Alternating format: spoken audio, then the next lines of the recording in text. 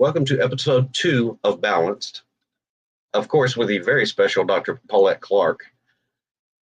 And we decided that we would like to do something a little bit interesting today because there's so much going on so fast that we can sit here and talk for 10 hours and not even cover most of it. It's that much stuff going on.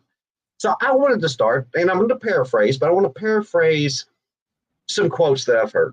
Media, RNC, and I want to throw them at you. And I'd like you to give me your response as to whether is this information or is this manipulation. Okay. And then secondly, I want you to say, is it believable or is this just garbage? Okay.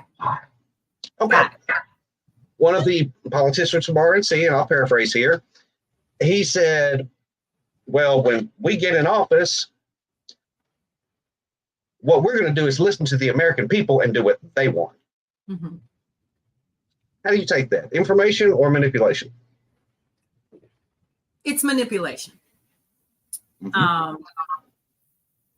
And I say that because you're trying to pull at my heartstrings, and that's obvious. Right. I You agree. didn't even ask me what I wanted. Mm-hmm. So tell me what I want. It's not information because we don't have anything to go on. Mm-hmm. Am I close? You're right if you agree with me. No, I'm kidding. Okay. The second part. Do you even find that statement believable? Do I find that statement believable? Absolutely not. Agree also. That statement was made by J.D. Vance. And I listened to that. And the words that came to my mind was something that I'd heard on Fox News. They were referring to Kamala Harris at the time. It was way back. But the phrase they used was word salad. And I listened to that and I thought, that's word salad. He's saying a lot of things without saying anything at all. Mm-hmm. Mm. The next thing I noticed. Okay, got it. The next thing I noticed, and he went on from there to say, okay, yes, we're listening to the people. And then he started naming states. Okay. And he named Ohio, Michigan, Pennsylvania. So you just started naming swing states that you're trying to get votes from and ignored every other state in the country because they're reliably red or they're reliably blue, so we don't have to worry about them. You're not really inspiring me to believe in you. You're not telling me anything. Right. How about this one? If the other side wins, that may be the last election that we ever have because our country will be over. Information, manipulation. That's absolute manipulation. Listen to that. That's fear mongering. Yes, it is. I agree. That's basically saying to me as an American citizen, if you don't vote for us, then we're going to have a temper tantrum and we're going to tear this sucker apart. That's what that sounds like to me. And I've heard that threat many times. Just as recently as maybe this morning, I saw it, even though I know it happened, I think yesterday or over the weekend. Governor of Ohio said something a little, along those lines. Now, who do you think said that I was referring to? Because this is interesting. This one was very interesting to me. What's the guy's name that's over Project 2025, the Heritage Foundation? He said it as well. Yeah, and he probably did, but that's not who I was referring to. Who's that? I was referring to multiples. Donald Trump. Oh my, not surprised. No, if you were surprised, I would be surprised that you're surprised. Okay. But I've also heard it from the Democrats. If Donald Trump gets in, there's going to be a coup and they'll take over and run it as, a dictatorship. Right. Right. Which is also fear mongering. It is. It's like you're not convincing me of anything by telling me how bad the other side is. Yeah, that's true. So what do we do then, David, when we are given this non-fact or a statement to evoke or invoke emotion? Because number one, that now you're making me think, and I don't know how I feel about that. So if they think that we are that stupid, they're right. Because it doesn't sound like to me, according to what you're saying, and just some of the statements that you've mentioned, that many people are really paying attention to, number one, the issues at hand that we're all facing. And what is your strategy? I haven't heard anybody really talk about a strategy yet. Right. I haven't yet either. Okay. Thought maybe you saw something I didn't. No. But No, I haven't. I'd like to mention a third one, and it was something that you posted. Okay. All right. You mentioned the Heritage Foundation. Yes. Okay. You posted a video of what happened was the gentleman at the Heritage Foundation made basically the statement of, we're going to make these changes, and it will stay bloodless if the left allows it. Now, do you consider that statement information or manipulation? Manipulation. Really? I do. That was a threat. That was manipulative, and he meant to make it. And he's and I say that because I've got a little bit of context behind it. Only for me, because I've read Project 2025. Right. And it is like walking back in time. It's almost as if, they're saying, okay, this is Jim Crow 2024 style, right? This is right. And it concerned me. And then when he made the statement, it's kind of like, well, if you don't vote him in, let me back up. Let me reel this in again so I'm clear. One of the things, if you have read it, and this is for listeners and subscribers and viewers, if you've read Project 2025, there is a preface that talks about their relationship and how long they have had people in position in politics and in major corporations and so forth who have worked directly with President Ronald Reagan. And they named off specific things that they worked with him to get done. And I thought, I remember that. Oh, I remember that. And I believe I might have been in college, or I was just coming out of college. Right. And I recall some of those initiatives. And it kind of concerned me because I thought, oh, they've been around. This isn't new.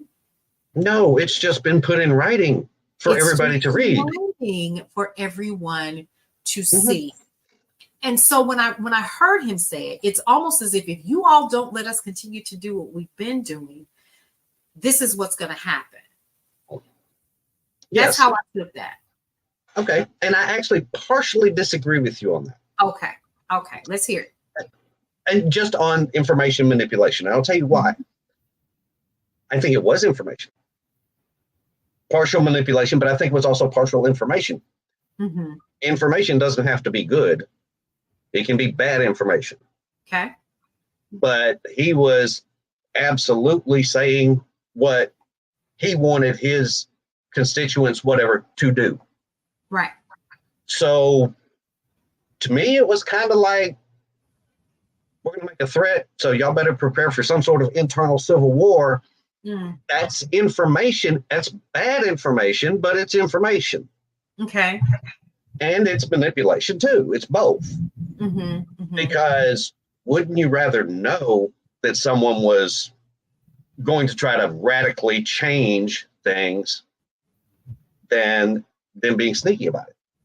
Well, yeah, they have been sneaky. And we've been watching them be sneaky all these years. Oh yeah.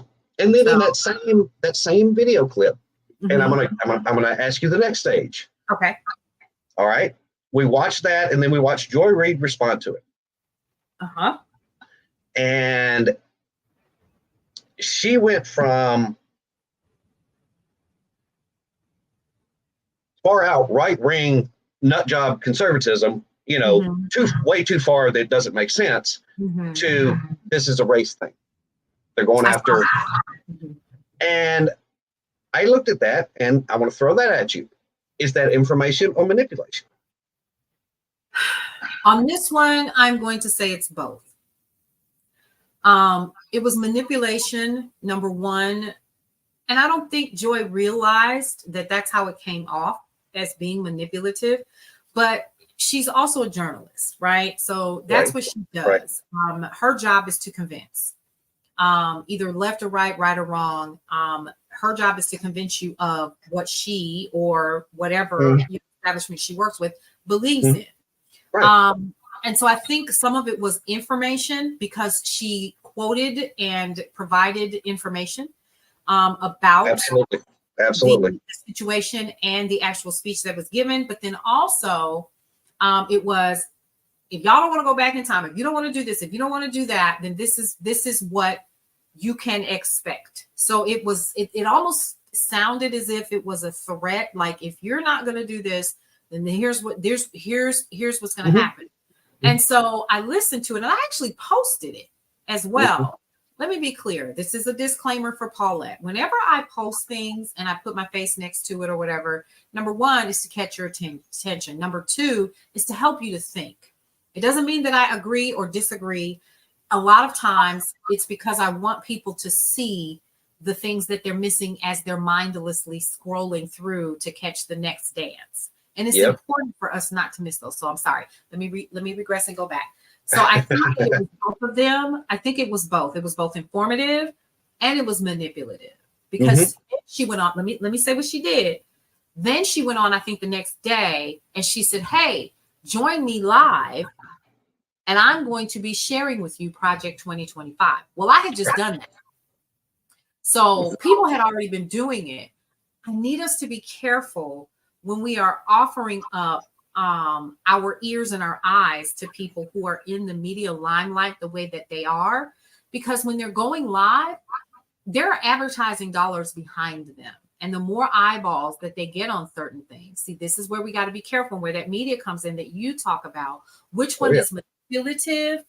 I think it was a precursor to what she wanted people to do, honestly. And that was to come back and listen in. Come back and listen. Sure. Right.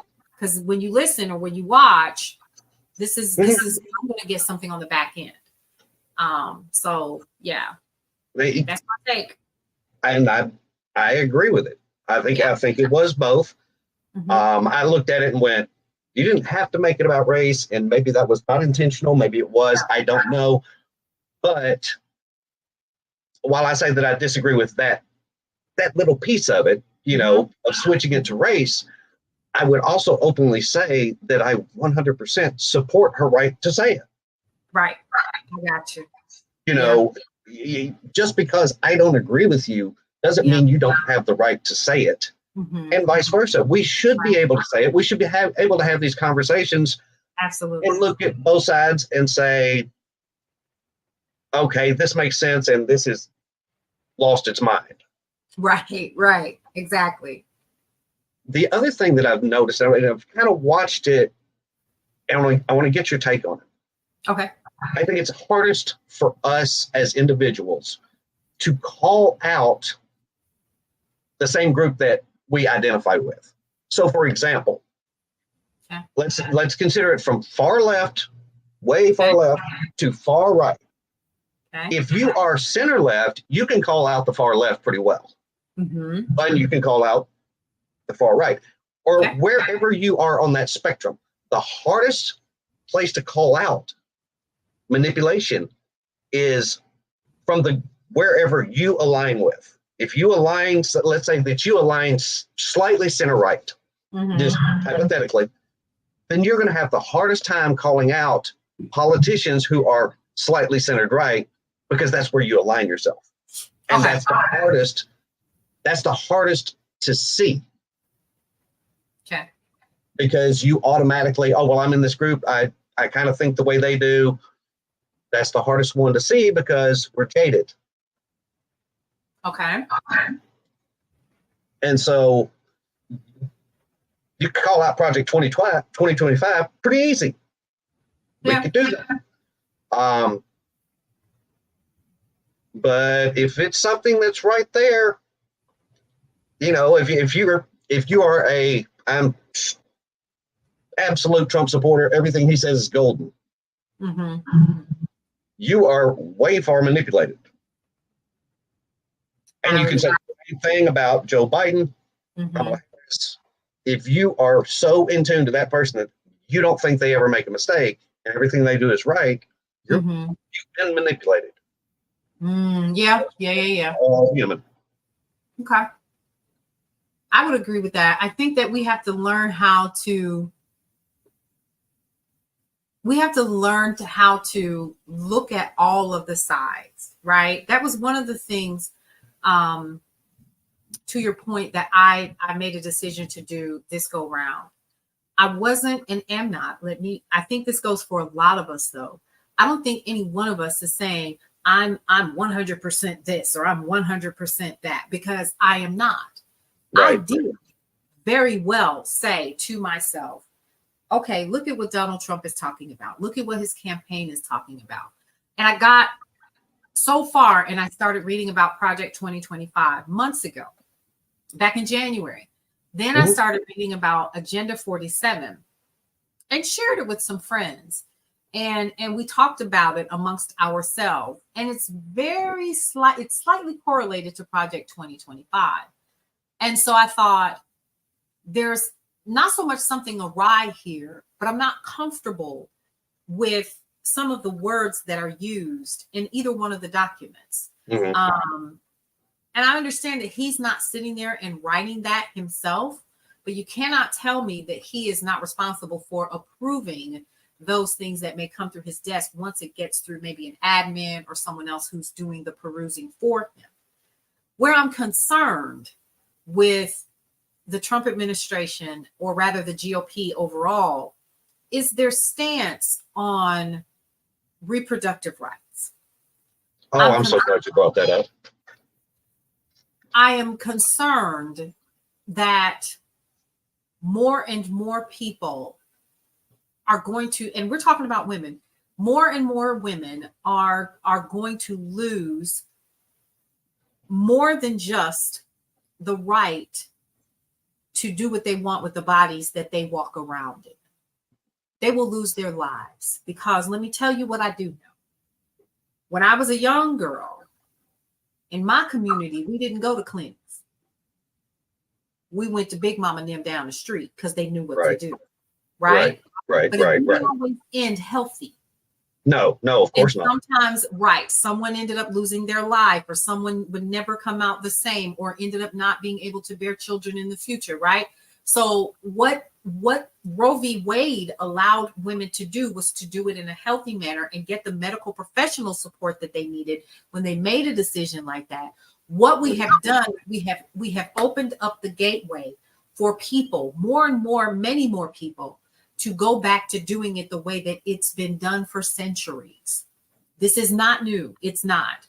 But it's an unfortunate thing. That was number one. The other thing that was a problem for me, and then I'm going to go over to the Kamala side, and I apologize, but I got to get this out. No. I actually want to respond to that one. So, okay. So when I looked at it, that was one. Then the other one was this woke ship thing. So now they've come up with their own word. They don't even know what woke means. So so they put it in their own context and made it into a word that it is not. And now they're calling it anti-woke ship. That was an issue. The other one that really I'm going to stop now, but burned me up was when I read in the document about families should be the husband, the wife, and the XYZ, blah. So wait a minute, what are we talking about? Are we talking about Junior Ward Cleaver type stuff? Because what I'm not understanding is, how is it that you could believe what a television studio put out and not really look at the true stories of what were happening when men and women were married? Women had to get married because they didn't have any rights. I can remember when my mother got her very first bank account. It was in the 70s. And her husband took her. Let's talk about that. So she didn't have the monetary means to do what she wanted to do when she wanted to do it or how she wanted to do it. She had to wait on her husband. And so that meant, unfortunately, in many instances, he could kind of do what he wanted to do and he did. So she didn't have any control. So you want us to go back to that? First of all, it's not going to happen. That's number one. You talk about a civil war. Talk about the one you'll have in your household if something like that were to happen. Right? Okay, I'm done. I'm done with that side. Okay, go ahead. I'm so sorry. All right, and I really wanted to respond to that. I actually had this conversation in my head with you yesterday. Okay. Because I think that however you want to term it, abortion, women's reproductive rights, etc., that's one of the tools that is used by our government to divide on purpose. Right. And I'm not making a judgment on this side, that side, but that's the way it looks. I watched a clip on CNN and they were talking about J.D. Vance. And they played just, a half a sentence of something he said. And it was basically like he would like to see abortion outlawed completely. Yep. What they didn't do, and it caused me to actually go back and research and find out what the rest of his sentence was. Okay. And to me, they didn't even play the most important part of that sentence. Because what he said was, and I know a lot of people who firmly in their minds believe that life starts with conception and therefore you're murdering a child, and that's their belief. Okay, fine. So that part didn't surprise me. If they said, well, I don't like that being done at all because that's killing a baby. Okay, I understand. That's your belief. Great. Okay. Whether anyone agrees or not, you have that right to believe the way that you choose to believe. The rest of his sentence, however, was, and I'm not going to quote this directly, but it was basically, but I recognize that it is a state issue now.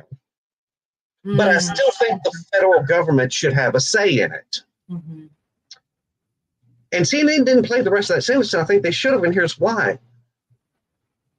You just had a Supreme Court decision that said it's not the federal government, it's the state governments.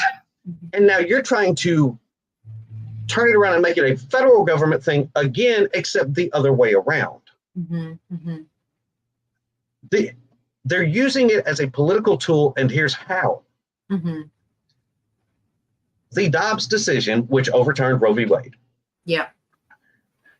did not stop or prevent any abortions from happening, nor did it add more abortions to be had. Right. All it said was, and I actually agreed with that specific piece of it, was constitutionally, if the Constitution is not allocated to the federal government, then it is a state issue. Okay. And I agree with that because that's not in our Constitution at all. Okay. The other side of it, and say what you were referring to back in the 70s, and even back, let's go back 1950 and earlier, you didn't have the ability to, you couldn't just up and drive 3 states away. Not then. Now, most of us could get from state to state fairly easy. Right. Or have someone who can. Right. So the only thing the Dobbs decision did was it moved the location. Therefore, states that allow abortions actually bring in more revenue, and states that don't lost revenue. That's all it did. But Donald Trump and the GOP claimed victory for it. We got the Dobbs decision, we overturned Roe v. Wade. Yeah, but you're manipulating because it didn't stop any abortions. No. Not a single abortion did it stop. So you're taking a victory lap for it. Now, on the other side, the Democrat side, they say they're taking away women's rights.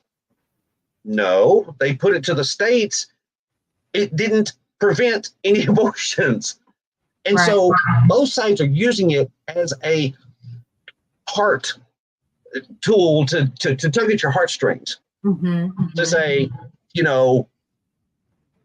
other side bad out to get you. When in reality, that decision It moved to an abortion clinic across the state line and Wow. didn't do anything else.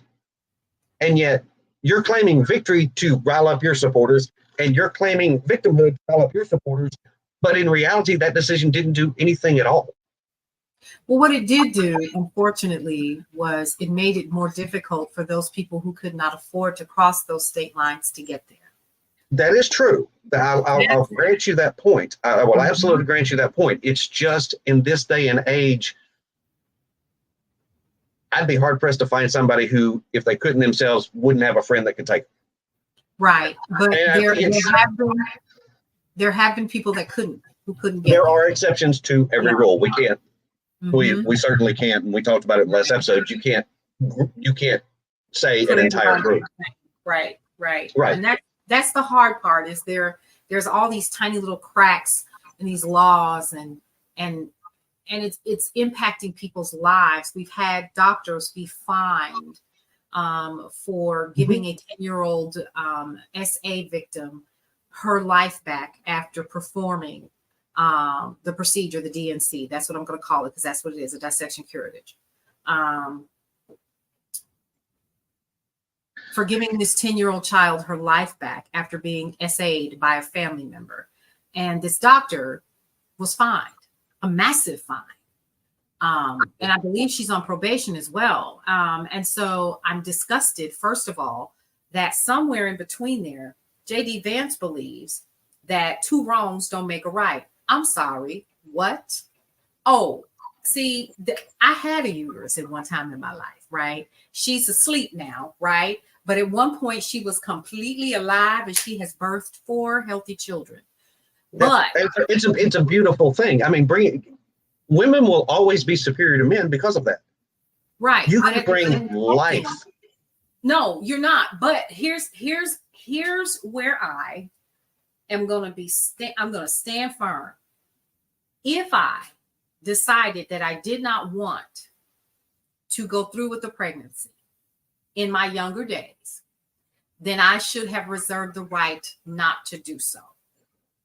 Either because I was too young, or because I didn't have the monetary resources. Because see, here's the issue that I'm having when we're talking about reproductive rights. And I'm trying to use the correct, the PC terms, as you can tell. The PC term, depending on which side you are. Yes. So when we're talking about reproductive rights, I have, as a woman with a uterus that has gone to sleep, I am in full-blown menopause, okay? But my point is that at one point I was in my reproductive years, and there was a time where I had to make decisions. Well, that decision is now 34, right? And she's a mom, and she's married, and she's done all the things. Well, let me tell you how hard it was for me as a young single mom, right? And even though I had help, her dad was a big help. But then, life continued to happen, and it becomes difficult, because what we have found is, because women are much more independent and we have learned how to generate our own revenue, the hard part is we still don't make what men make doing the same jobs. So we're making less and we're living on less. And it's even worse when you're a person of color and female. So all of those factors play a part in some of the decisions that people make when it comes to their reproductive rights and their reproductive health, and what they may or may not decide to do when it comes to keeping a pregnancy to term. So, and I think it is unfair for a man or any court or any jurisdiction, being on the federal or the state level, to talk about something that's on the inside of me that I'm walking around with. I don't understand how that's anybody else's business. I agree with you, but disagree with you on this one point. Okay. If I'm the father, I want to say so. I want to be there. I have children. I want to be there. I want to be the father. We should discuss this as a couple.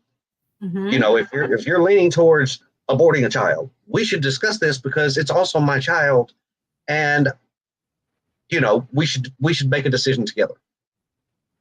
Okay. I'm not talking about a one night stand and somebody's never there. I'm talking about you're married, and don't look at me and tell me that I don't get an opinion on this when this is, my child too. So it should be a discussion together. Right. Okay. No matter what the outcome, it should at least be respectful and open enough to discuss this back and forth. But the problem is everybody's not Dave Lowery. The other issue that I have on abortion, and it's actually on the financial side of it. Yeah. I don't think that the state or the government should be paying for it. And using tax dollars. And here's why. It's going to sound crass. But in my view, if I'm not the one that had the pleasure of the first part, why am I financially responsible for the second part? Okay. And by the way, I'm not saying that it should be solely on the woman. It should absolutely be on the person on the other side, the man on the other side. He should be responsible. He's the one that did it, and therefore he should be financially responsible. Yep. But let's dig a little bit further. I think that should be more of a, if I was the one making the laws, I would be pushing for that. It's like, no, let's make it where he is financially responsible. Right. He's financially, if they have their whatever, he's financially responsible if she gives birth and he's paying child support. Why isn't he financially responsible if I agree with that. I agree with that. But now we're talking, let's also talk about and put this in. And I know we got to move on to the next topic. But, we could spend all day on this. Yeah, we could. We absolutely could. But listen, what about those situations where I didn't ask for this? You assaulted me. You did things in terms of say rape. Right. I think he should still have to pay for it, and he should go to jail. Period. That should be an automatic. And that brings up an interesting point. But she needs to be telling the truth. And I'll use the example of, do you remember the Duke lacrosse scandal? Oh, absolutely. Yes. Where it turns out that she lied about the whole thing. Yep. I remember that. And, you're talking about ruining somebody's lives, of accusing them of rape, et cetera, et cetera. I think her punishment should be just as bad as a rapist going to jail. Because all she did was make every female who's ever had that happen called into question. Yep. You don't make that kind of false claim, because then you're taking away from all the women who've actually experienced that kind of trauma. Yes. That's why women don't talk, because we're not believed anyway. Yeah. And I think it's one of those. And, don't tell me it's that you both got drunk and something happened and you regret it in the morning. Well, that to me is not rape. You both kind of went on with the alcohol and you went, no, but you have those absolute hands down. She was assaulted. He needs to go to jail. Yeah. And if she made a false accusation, she needs to go to jail for the same time, because that's what she's accusing him of. Exactly. Now, I agree 100% with you there. There's been several instances where the young women have started coming forth and saying, and there was one case, and I forget which one it was. Maybe we'll, research that after the show, but where a young lady admitted to it, and all she said was she was sorry. This young man had lost all of these years, lost an opportunity to go to the NFL behind her lie. Yep. Now, see, when we're talking about stuff like that, now we're getting off topic. So I'm gonna bring it back in. But we're talking about SA. We're talking about being assaulted, getting, conceiving based on that sexual assault. I should not be forced to carry that to term like some Handmaid's Tale. Completely agree, 100%. Because that is something that was created out of a crime. Out of a horrific crime. And quite frankly, if a woman chose to keep the baby after that, I would be impressed. I'm truly heartfelt impressed, because that would be one of the hardest things. But since we're on this topic and government getting involved in our sexual things, I wanted to segue. I'd like to segue that just real quick into why are there laws in regards to sexual activity? And I'll give you, for instance, we already have laws on the book that says rape is a crime, right? Yes. Yes. Child molestation is a crime. Mm-hmm. To me, I live in a more conservative state. Mm-hmm. In my personal opinion, there should only be one law on sexual activity, and it should only be 2 words: consenting adults. Therefore, if you are a traditional husband and wife in your own bedroom, blah, blah, blah, great. Mm-hmm. You know what? If you have 30 people having this massive orgy, as long as it's consenting adults, I don't think the government of any level should be involved in it. Doesn't have anything to do with it. I agree with that. Should have no say so. We already have the laws on the things that shouldn't happen. Mm-hmm. Mm-hmm. But if you're consenting adults, Yeah. then why shouldn't you just have that, make your own choice? Exactly. Why in the world would any form of government Be have the involved in right what you do in the bedroom. to tell me what I can do in my bedroom? I have never understood that. I don't get it. And I think a lot of it just has a lot to do with when we're talking about people who are these conservatives and they're staunch, quote unquote, Christian conservatives, and they in your business. I mean, I don't think it matters. They're, even in this ridiculous Project 2025, they're talking about making pornography a crime punishable by prison time and so forth and XYZ. And I thought, oh my God, today. Well, on that, you said that, and I glanced at the pornography part of that. Now, I didn't get to read it in full like you did. So, but the part that I read, and that I do agree with, don't be giving pornography to grade school students. Oh, absolutely not. That's unreal. Yep. And you brought up the Christian right. Okay, I'm a Christian, but it doesn't mean that I think that I should force my thoughts on you. So while we can easily agree, I've seen you dancing with your granddaughter.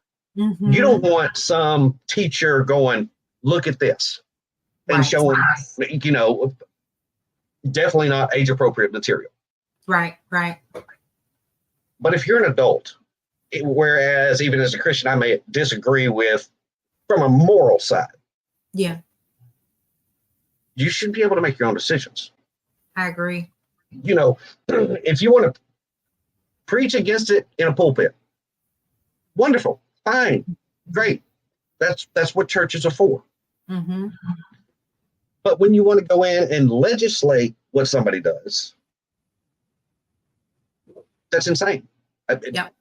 I'll give you one that I've had conversations with people in my state. How is it legal for a woman to sleep with 50 guys? All right, if she wants to, whatever. They don't care. But prostitution is illegal. That makes sense. So you're telling me that she can sleep with 50 guys, but she can't get paid for it. She can only do it for free. You can only do it for free. And then let me add it onto that. The other way she can make money from it is if she does it on camera and then they sell it. That makes sense. It makes 0 sense to me. Yeah. I see your point. You're telling young women, you're actually pushing young women to say, go to OnlyFans or whatever. You make a lot of money. Or just, if you're promiscuous, have fun, but you can't get paid for it. You cannot get paid for it. But you know what? But they have made it where it is. And, so many different states have their own laws on it. We know that it's legal in the state of Nevada. And I think there's like 1 or 2 more states, but is it really? Yeah. So no, it was Nevada. The one thing that they have done, especially when you talk about OnlyFans and you have like these other private groups where you can, do specific things as long as it's on camera. It's the oldest profession in the world. It's not going anywhere. Yes. And no, it's not. The one thing that I would say, and I know I'm gonna catch flack for this, is they just need to figure out a way to tax it and move on, because Nevada figured out a way to tax it. They're Yeah. regulated. yeah, They figured out a way to tax it. They get money from it. yeah. And at one point in history, this struck me as really funny. Mhm. One of those places, not brothels, I was looking for the word, actually lost their business for whatever reason for tax purposes, and the federal government took it over. So for a short period of time, our federal government was running a brothel. A brothel. That is insane. It's Loopholes everywhere. absolutely gambling in my state. Mm-hmm. There are 2 places that you can go to legally gamble. Hot Springs, Arkansas. And where's the other one? The other one is in West Memphis. Really? Oh, it is. Yes. Okay. Do you remember that there was a dog track in West Memphis? Yes. Okay, it was pari-mutuel betting. You bet against all the other people that were betting. Okay, they've had that. Now, high-rise hotel, huge casinos there. But the law on the books in Arkansas, if you and I sat in my home and played a poker game for money and they found out about it, they can fine us for it. That's crazy. You cannot go online and say play poker online gambling in Arkansas. I didn't know that part. The online services that offer this, they know, because they're not allowed to let you access if you're from this state. Okay, so let me get this straight. I have 2 places we can gamble. Okay. Yes.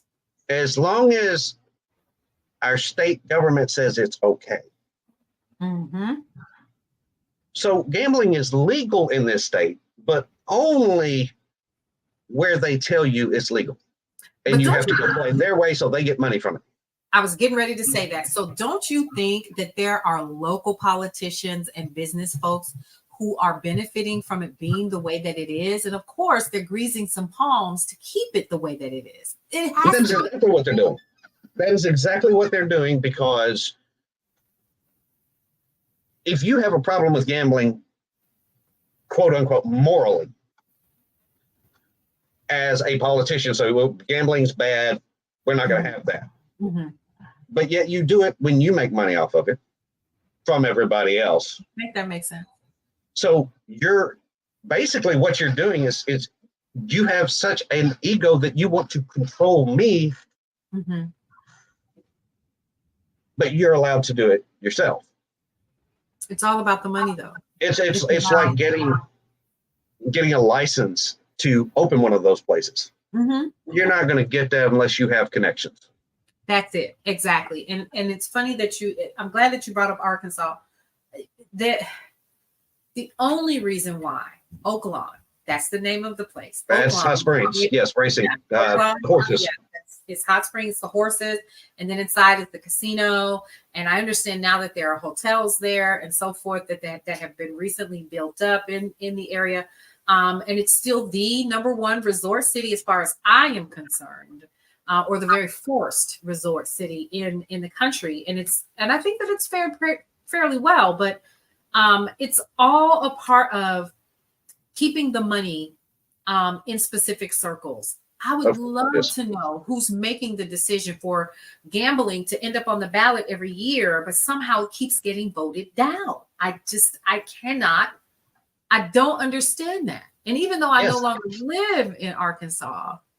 We had someone come around not a few weeks ago and called my wife out and said that, yep, they're petitioning to put it back on the ballot. Because, if that's allowed, then I should be able to open a business in town. Gambling establishment if I want to. Yep, you should. But nope. Because there's a lot of money to be made in it, and they want their piece, and they don't want us taking away from their piece of the business. That's too much. And I wish more people understood that. But again, I think it goes back to the premise of your show when because I've been a part of conversations when we hear about gambling, when we hear about making things legal or not. It really comes down to how the press helps to bend the ideas and the thought process of people. Because I've heard people say, and this is when I was living in Arkansas and I was voting for it, right? Because I understood the economic impact in a positive way that it would have on specific types of communities, right? I think I heard that there's one in Pine Bluff now. I'm not really sure, but actually, I think there may be, yeah, and it's been around a couple of years, but my point is in this is I've heard people say, well, you know that's a sin, and y'all not to do that and blow, and it's like, who told you that it's a sin? Well, you know that Jesus threw out the thieves at the church, and what in the heavens does that? Okay, first off, well, that's funny.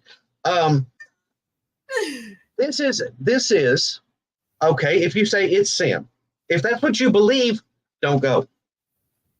That's it. I mean, it seems like a very simple answer to me. Right. The same way, if I don't want my children watching a certain TV show, I'll turn it off. You turn it off.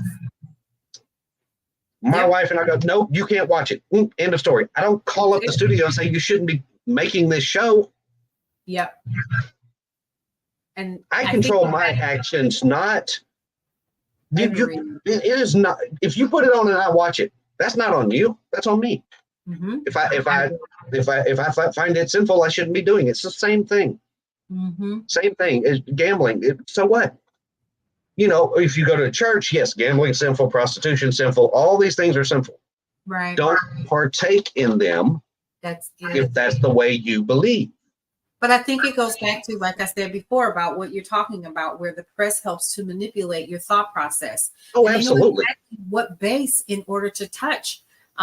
Because we understand that the state that you're in are they still a red state? Well, if they are, they're highly, and they're seriously conservative. And so they know the right words to say. They know the exact things that should be said and how to say them, where to say them, what organizations and what churches to go to in order to get things on the ballot or get them removed, and to manipulate the way people think. So when they go to the ballots, they get the result that they want. Right. They get the manipulation of the people, the churches. And then they're basically manipulating us to go, well, if this is sinful, we're not going to have this. Well, okay, we're going to have it at Oaklawn and West Memphis, but, you know, but nobody else, because that's morally wrong. Yeah. It's like, this has nothing to do with morals. This has to do with the fact that you're lining your pockets while cutting our throats. Exactly. And we have to spin the story just right so you'll believe it and vote it down again. Yes. And it shows this is not, you know, with balance. I don't want to just show politicians up in Washington doing this. Right. This all the way down to school boards. Absolutely. This is every bit of it. We are going to manipulate, and we've got I've heard this phrase before, but if it's right, it's right. We've got this good old boys club, and this is what we're going to do. Yes, absolutely. And I find that good old boys clubs don't really like me because I ask questions and go, why do you get to do something, but you say nobody else can? Right. You know, what gives you the power to be my moral guideline? That's a good question. That's a really good question. And that goes back to, I wish we had more time. I really do. We're manipulated to believe it. Yeah. When, if you stop and think about it, and, you know, as a Christian, well, I'm supposed to believe this, but, and perhaps I do, perhaps I don't, either way, but that's a personal moral decision. It is. I have no right to tell Dr. Paulette Clark what she can or cannot do with her life, in her bedroom. That's not my job. Right. I don't have that right. But we have a lot of politicians and leaders who think that they do. Right. When in reality, we kind of just want to be left alone. Yes, we do. We would like to have, sure, nobody wants their taxes going up. Mm-hmm. Why should you get more of my money? You're wasting it now. Exactly. And so leave us alone. Let us do our things, especially from a moral perspective. Right. I agree. 100%. Man, listen. This is You're a so lot of fun. this is gonna get good. So y'all, I know that we're at the end, but you've brought up, and these are really good challenges that maybe you should or we should maybe just kind of put out there. Well, which one do you think it is? Manipulation, or is this what do you call it? What was the other one? Manipulation? Information or manipulation? Information or manipulation. Which one is it? Which one is it? And you decide for yourself, because I think what this has allowed me to do is kind of look at things a little bit different just in this short hour that we've got. How is it that we are reaching these ideas about Kamala Harris over Donald Trump, right?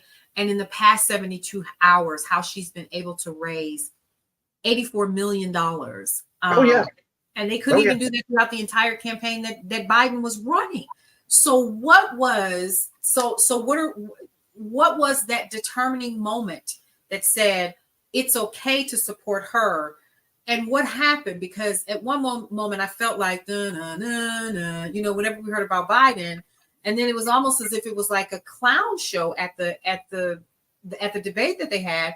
And now here you have Kamala Harris with the track record that she has, if you've done your research, and you say, okay, I'll check her out a little bit further. But I think, again, to your point, we have to be very, very careful, especially now with things being so critical and the manipulative words that are being shared in the press, and through the Heritage Foundation, and through the Trump team that's out there campaigning. We have to really, really be careful in how we are researching. We should be researching. I think that we all should, and making better decisions on what we should be doing for this country. I'm going to be honest with you. Again, I think most of us understand what this is about. This has nothing to do with Kamala Harris. I think more so than ever, this has more to do with the idea that the GOP has been playing chess a hell of a long time. Yeah, and they win some and they lose some.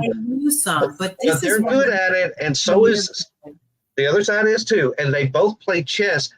Unfortunately, we're the pawns. We're the pawns, and that's where what you're talking about is so important, because putting her in position, that was strategic. That's a strategy. Absolutely. And even if it was a strategy for the Biden administration, knowing at his age that there was nothing else that could be done, it was an absolute marvelous and brilliant strategy to put her in position. But now she has to rise to the occasion. Yes, she does. So do we.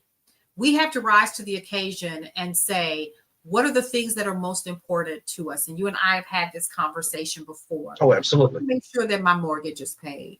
I want to make sure that when I'm ready to retire, that I'm able to do so and not have to worry about how medicine or healthcare or my bills are paid, right? I want to be able to pay a regular old cell phone bill without flipping out about where the money is coming from. Now, yes. And not have to worry about whether or not my gray hair means that it's time for me to go sit down because somebody decided for me that I'm too old. So if you sit down with a pen and paper, for viewers, you sit down with a pen and paper and you write down the top 5 most important things to your life that potentially the whatever administration is coming in can affect your life. I'd be willing to bet, for all of you, anybody that's honest, the race of the person is not going to matter. That's not going to be on your top 5 most important things. You're right. It's going to be, can I pay my mortgage? Yeah. Do I have enough food to feed my children? That is going to be the top 5. And don't put everybody in the same bucket, but I think most of us would have those things on our list. Oh, absolutely. Without a doubt. Mm-hmm. And so which side of this, and that's why I tried to look up their websites, but no, I want to see what you actually want to implement as policy, and how do this policy affect my top 5 things to take care of my family. So if we threw away the R behind the name or the D behind the name and just said these are just 2 people with different views, but let me just match up the most important things in my life, and let me look at what your actual plan is. Yeah. Which of those plan best helps me? Right. And my family. I agree. And therefore, make your decision accordingly. To me, it's that simple. Unfortunately, it takes a lot of work because you actually have to go try to find what exactly do you want to do. I shouldn't have to hunt for that. Right. When I click on your website, I shouldn't be sent directly to, hey, send money. Right. No. I want to see what you want to do, because I don't even know if I support you until I find out exactly what you want to do. Right. I got you. All right. You're right. We've got to wrap this up. And we have things we didn't even get to today, but this has been so much fun. Yes. And I love the fact that we come at things from different angles. Yeah. It's different viewpoints, which makes them both right, because it's our own lives. It's our own, what we live and what we see. So therefore, your life is different from mine. But we can do this without screaming and yelling at each other. You're not the enemy. Yep. And you're not the enemy. You're right. All right. Well, thank you for having me on again. I appreciate you. Oh, thank you so much. This is great. This is absolutely great. Sorry for any viewers that were hoping we'd scream and cuss at each other, but no, not gonna happen. We may disagree, but that's not gonna happen. And you can disagree in the comments when you get ready. Listen, please do. Please do. Absolutely. I'm excited for this. And I can't wait for the next show. So, David, go ahead and lead us out so we can go home. Thank you for spending some time listening to us talk about things that are important to us, and we hope that are important to you, especially since all of these things can affect all of our lives. I hope you have a wonderful and blessed week, and we will see you again next Saturday. On Balance. On Balanced.